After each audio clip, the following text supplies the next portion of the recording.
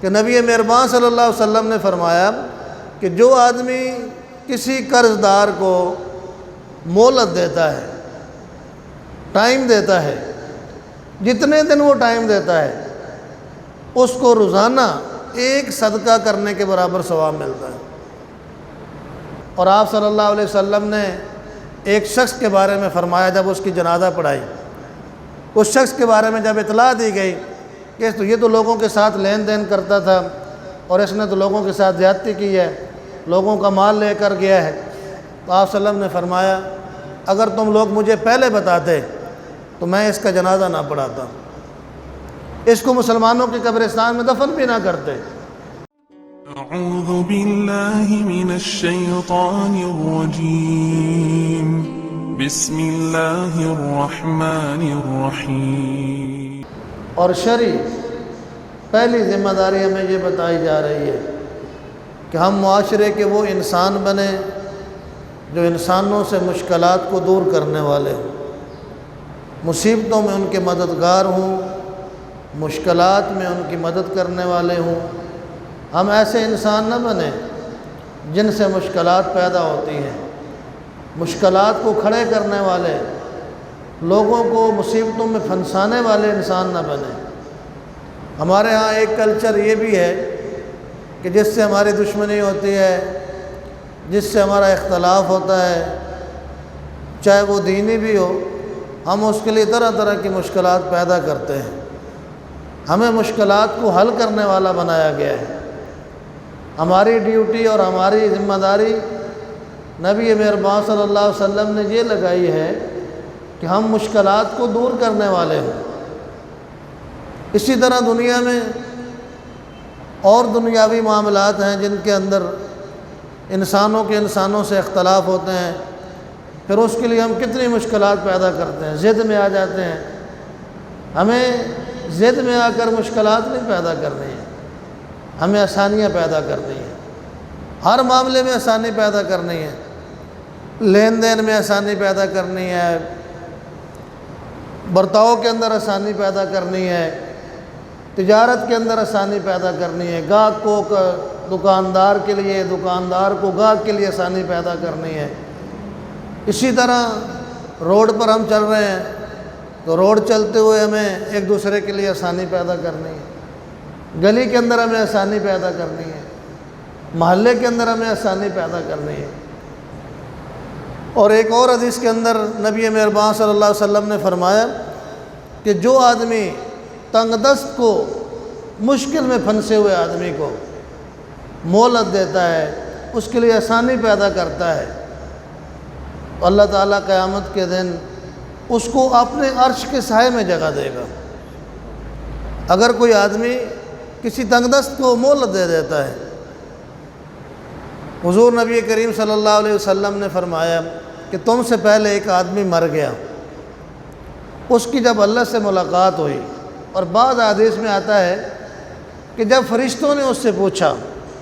اور بعض حدیث کے اندر آتا ہے کہ جب وہ جنت میں گیا تو اس سے پوچھا گیا کہ بھئی تم جنت میں کیسے آئے ہو۔ بہرحال اس آدمی سے حضور اللہ تعالیٰ نے پوچھا کہ تمہارا کوئی نیکی کا کام ہے جو دنیا میں تم کر کے آئے ہو؟ اس نے کہا کہ اور تو میرا نیکی کا کوئی کام نہیں ہے، ہاں ایک میں نے نیکی کی ہے دنیا میں، میں ایک تاجر پیشہ آدمی تھا، میں بزنس مین آدمی تھا، اور میرا لین دین بڑا وسیع تھا، یعنی وہ بہت بڑا کوئی بزنس مین تھا، اور ظاہر ہے اس کا پھر لین دین بھی اتنا زیادہ تھا۔ اس نے کہا تھا کہ میں نے اپنے ملازموں کو یہ آرڈر دے رکھا تھا کہ جب تم وصولی کے لیے جاؤ، ظاہر ہے تجارت کے لیے جو لوگ تجارت کرتے ہیں وہ اپنا وصولی بھی تو کرتے ہیں۔ اب اس نے کہا کہ میں نے اپنے وصول کردہ جو لوگ تھے، جن کے میرے ملازم لوگ تھے، ان کو میں نے کہا ہوا تھا کہ جب تم وصولی پر جاؤ تو تم سب سے پہلا یہ کرو کہ جو آدمی مہلت مانگے اس کو مہلت دے دینا، جو کہے کہ بھائی ہمیں کچھ ٹائم دو، ہم کچھ ٹائم کے بعد تمہارا یہ قرض واپس کر دیں گے، تم اس کو ٹائم دے دیا کرو۔ اور اگر کوئی کہے کہ میں تنگ دست ہوں اور میرا بزنس فلاپ ہو گیا ہے، جو مجبور ہو گیا ہے، اس کے علاوہ بھی جو میرے مقروض تھے، میں نے آرڈر دے رکھا تھا کہ جو مہلت مانگے اس کو مہلت دے دو، جو ٹائم مانگے اس کو ٹائم دے دو، اور جو کہے کہ مجھے معاف کر دو، جو کہے کہ میں تنگ دست ہوں، مجبور ہوں، مجھے معاف کر دو، تو میں نے ان کو آرڈر دیا ہوا تھا کہ جو معافی مانگے اس کو معاف کر دینا ہے۔ اور ایک حدیث کے اندر اور آتا ہے کہ اس آدمی نے اپنے متحد لوگوں سے یہ کہا تھا کہ جب کوئی تم سے قرض کے معاملے میں معافی مانگے کہ معاف کر دو تو تم معاف کر دینا، شاید اللہ بھی ہمیں معاف کر دے۔ اللہ رب العالمین کو اس کا یہ عمل اتنا پسند آیا کہ جب وہ مر گیا تو مرنے کے بعد اللہ رب العالمین نے خود اس سے پوچھا کہ تم کو نیکی کر کے آئے ہو۔ پھر اس کی یہ نیکی اتنی اللہ کو پسند آئی کہ اللہ رب العالمین نے فرمایا جاؤ ہم نے تمہیں معاف کر دیا، اس لیے کہ تم میرے بندوں کو معاف کرتے تھے، تم میرے بندوں سے درگزر کرتے تھے۔ تو اللہ رب العالمین کو یہ عمل اتنا پسند آیا کہ اللہ رب العالمین نے فرمایا کہ جب جو بندہ میرے بندوں سے درگزر کرے ان کو معاف کر دے تو میں اللہ رب العالمین بھی اس کو معاف کر دیتا ہوں۔ تو درگزر کرنا، حاجت مندوں سے درگزر کرنا، ان کو مہلت دینا، ٹائم دینا، مقروض آدمی کو ٹائم دینا، یہ اللہ کو بڑا عمل پسند ہے۔ کہ نبی مہربان صلی اللہ علیہ وسلم نے فرمایا کہ جو آدمی کسی قرض دار کو مہلت دیتا ہے، ٹائم دیتا ہے، جتنے دن وہ ٹائم دیتا ہے اس کو روزانہ ایک صدقہ کرنے کے برابر ثواب ملتا ہے۔ اور جو آدمی میعاد ختم ہونے کے بعد، جو ٹائم طے تھا قرض دینے کا، اس ٹائم کے ختم ہونے کے بعد اس کو مزید مہلت دیتا ہے تو جتنا قرض اس نے لینا ہے اللہ رب العالمین اس آدمی کے اتنی رقم کے بدلے اتنا صدقہ کرنے کا ثواب اس کے نامہ اعمال میں لکھ دیا جاتا ہے۔ یعنی اگر ایک آدمی نے کسی سے 1,00,000 روپے لینا ہے اور وہ 1,00,000 روپے میعاد ختم ہونے کے بعد وہ آدمی ان کو مزید ٹائم دے دیتا ہے، اگر کوئی مہلت مانگتا ہے وہ ان کو اور ٹائم دے دیتا ہے۔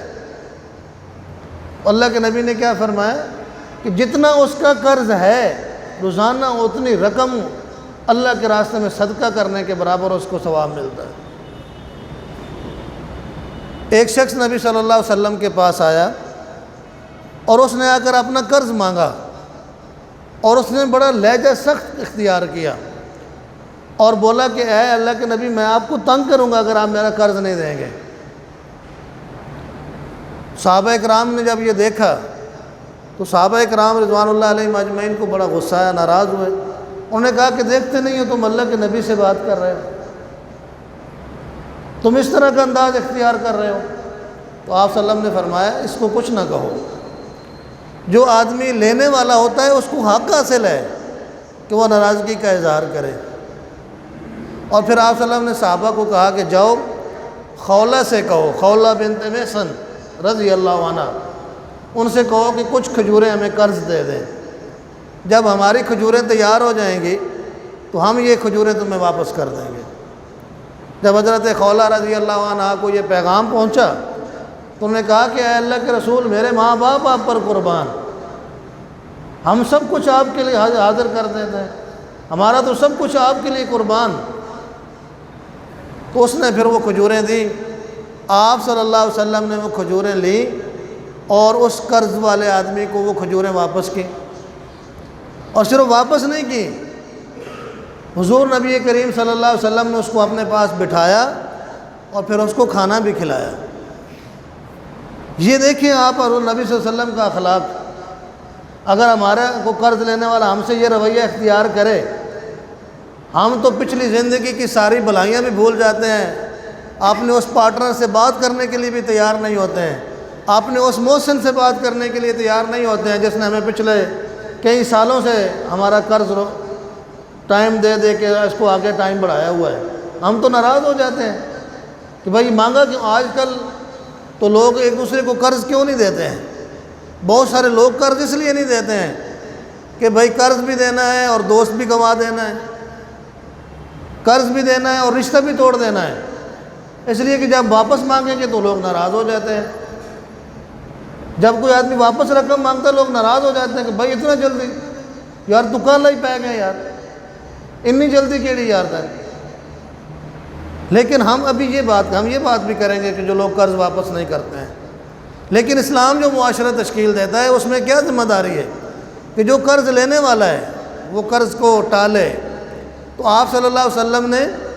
اس آدمی کو جس نے سختی کی اپنے ساتھ بٹھا کر کھانا کھلایا۔ اس آدمی نے کہا کہ اے اللہ کے نبی، آپ نے تو میرا قرض پورا واپس کر دیا ہے، اللہ آپ کو بھی پورا دے۔ یعنی اس نے دعا دی۔ تو آپ صلی اللہ علیہ وسلم نے فرمایا، اس موقع پر فرمایا کہ وہ امت کبھی کامیاب نہیں ہو سکتی، وہ گروہ کبھی کامیاب نہیں ہو سکتا، وہ انسان کبھی کامیاب نہیں ہو سکتا جس معاشرے میں حق لینے والے آسانی سے اپنا حق نہیں لے سکتے۔ جہاں انسانوں کے لیے اپنا حق لینا مشکل ہو جائے وہ معاشرہ کامیاب نہیں ہو سکتا ہے۔ آج اپنے معاشرے کو دیکھ لیں، یہاں انسانوں کا اپنا حق لینا مشکل ہے۔ کسی سے آپ مانگ کر تو دیکھیں، لوگ ناراض ہو جاتے ہیں۔ تو آپ صلی اللہ علیہ وسلم نے فرمایا کہ وہ لوگ کامیاب ہی نہیں ہو سکتے جہاں انسانوں کو اپنا حق آسانی سے مل جائے۔ جہاں سے نہیں ملے گا وہ انسان کامیاب نہیں ہوگا۔ ایک اور حدیث کے اندر نبی مہربان صلی اللہ علیہ وسلم نے فرمایا، ایک بڑا ہی پیارا واقعہ، حضرت عبادہ بن صامت رضی اللہ عنہ کہتے ہیں کہ ہم ایک دفعہ ابو یسر رضی اللہ عنہ سے ملے تو میں نے دیکھا کہ وہ آ رہے ہیں اور ان کے ساتھ ان کا ملازم آدمی غلام جو تھا وہ بھی تھا، اور اس نے ایک کتاب اٹھائی ہوئی تھی، ایک ریکارڈ بک اٹھائی ہوئی تھی۔ تو میں جب ان کو دیکھا تو میں نے کہا آج تو چچا جان آپ بڑے غصے میں ہیں۔ انہوں نے کہا ہاں میں غصے میں ہوں۔ انہوں نے ایک اشارہ کیا کہ یہ جو گھر ہے وہ بنو حرام قبیلے کا ایک آدمی تھا کہ میں نے اس سے قرض لینا تھا، میں قرض لینے آیا ہوں۔ تو پہلے تو اس کے گھر والوں نے کہا ہے کہ جو وہ گھر میں نہیں ہے۔ اتنے میں گھر سے ایک بچہ نکلا ہے تو میں نے اس سے پوچھا بھائی وہ تمہارے بزرگ کہاں ہیں، والد صاحب کہاں ہیں؟ انہوں نے کہا کہ وہ تو امی جی کے کمرے میں چھپے ہوئے ہیں۔ مجھے بڑا غصہ آیا کہ پہلے کہہ رہے تھے گھر میں کوئی نہیں ہے، اب کہہ رہے ہیں بچہ کہہ رہا ہے کہ نہیں وہ امی کے کمرے میں چھپ گئے ہیں۔ تو میں نے کہا ان کو کہا کہ بھائی مجھے پتہ ہے کہ آپ گھر میں ہیں، آپ باہر آ جائیں۔ وہ شخص باہر آئے تو میں نے ان سے کہا بھائی تمہیں کیا ہو گیا؟ میں تم سے اپنا قرض لینے آیا ہوں اور تم چھپ گئے ہو۔ انہوں نے کہا کہ بھائی سچی بات یہ ہے کہ میں چھپا اس لیے ہوں کہ میرے پاس دینے کے لیے کچھ نہیں ہے۔ اب میں تم سے وعدہ کروں گا تو پھر جھوٹ بولوں گا، میرے پاس جب دینے کے لیے کچھ نہیں ہے، اب میں تم سے وعدہ کروں گا اور جب وعدہ کروں گا تو وعدہ پورا نہیں کروں گا تو جھوٹ بولوں گا، بار بار جھوٹ بولوں گا، اس لیے میں چھپ گیا ہوں کیونکہ آپ اللہ کے رسول کے صحابی ہیں اور میں صحابی رسول کے ساتھ جھوٹ بولوں۔ انہوں نے کہا کیا واقعی تم تنگ دست ہو، واقعی تم مجبور آدمی ہو، واقعی تمہارے پاس کچھ نہیں ہے؟ انہوں نے کہا ہاں اللہ کی قسم کھا کر کہتا ہوں کہ میرے پاس کچھ نہیں ہے۔ انہوں نے کہا کیا واقعی تم اللہ کی قسم اٹھاتے ہو کہ واقعی تمہارے پاس کچھ نہیں ہے؟ انہوں نے کہا ہاں میرے پاس کچھ نہیں ہے۔ انہوں نے کہا حضرت عبادہ بن صامت کہتے ہیں انہوں نے اس ریکارڈ بک کو لیا جس میں یہ تحریر تھا کہ ان کا اور ان کا آپس میں لین دین ہے، انہوں نے اپنے ہاتھ سے آگے یہ لکھ دیا اور اس کو گواہ بنا کر غلام کو کہا کہ یہ میں لکھ رہا ہوں کہ اگر یہ آدمی اپنی زندگی میں مالدار ہو جائے تو میرا قرض واپس کر دے، اگر یہ زندگی بھر اسی طرح مجبور رہے تو میں نے اس کا قرض اس کو معاف کیا۔ اور ساتھ ہی کہا کہ میں نے نبی صلی اللہ علیہ وسلم کو فرماتے سنا ہے کہ جو آدمی تنگ دست کو مہلت دے گا یا اس کو قرض معاف کر دے گا، قیامت کے دن اللہ اس کو اپنے عرش کے سائے میں جگہ دے گا۔ اس لیے میرے بھائیوں ہمیں اپنی زندگی میں دوسروں کے لیے آسانی پیدا کرنے والا ہونا چاہیے۔ ہم تنگ دست کو مہلت دیں، حاجت مند کی حاجت کو پورا کریں۔ اگر اللہ نے ہمیں گنجائش دی ہے تو جو لوگ قرض ادا نہیں کر سکتے ہیں ان کے قرض کو معاف کر دیں۔ دوسری طرف اسلام نے کیا تعلیم دی ہے؟ حضور نبی کریم صلی اللہ علیہ وسلم نے بلا ضرورت قرض لینے سے منع فرمایا ہے، اور آپ صلی اللہ علیہ وسلم نے فرمایا کہ جو آدمی لوگوں سے اس لیے مانگتا ہے کہ اس کا مانگنے سے مال بڑھ جائے گا، تو آپ صلی اللہ علیہ وسلم نے فرمایا اللہ ایسے بندے کے مال میں کبھی برکت نہیں دیتا ہے۔ بلا ضرورت کوئی چیز نہ مانگیں، بلا ضرورت قرض نہ لیں، حتی الممکن اس سے بچنے کی کوشش کریں، اللہ سے دعا کریں کہ اللہم انی اعوذ بک من المغرم، اے اللہ میں تو اس سے پناہ مانگتا ہوں، قرض سے پناہ مانگتا ہوں۔ اس لیے کہ آپ صلی اللہ علیہ وسلم نے فرمایا کہ جب آدمی قرض دا مقروض ہو جاتا ہے پھر وہ جھوٹ بولتا ہے، وعدہ کرتا ہے، وعدہ خلافی کرتا ہے۔ ظاہر ہے جب دینے کے لیے کچھ نہ ہو تو جھوٹ ہی بولنا ہے، وعدہ پورا نہیں کرنا ہے تو ظاہر ہے وعدہ خلافی ہو گئی ہے۔ اور پھر آپ صلی اللہ علیہ وسلم نے فرمایا جو آدمی قرض ادا کرنا چاہتا ہے، یعنی ایک تو یہ نا کہ قرض دینے والے صاحب حیثیت ہیں تو وہ معاف کرے، دوسری طرف کیا ہے کہ اگر کوئی آدمی قرض دینے کا ارادہ رکھتا ہے تو آپ صلی اللہ علیہ وسلم نے فرمایا اللہ اس بندے کی مدد کرتا ہے۔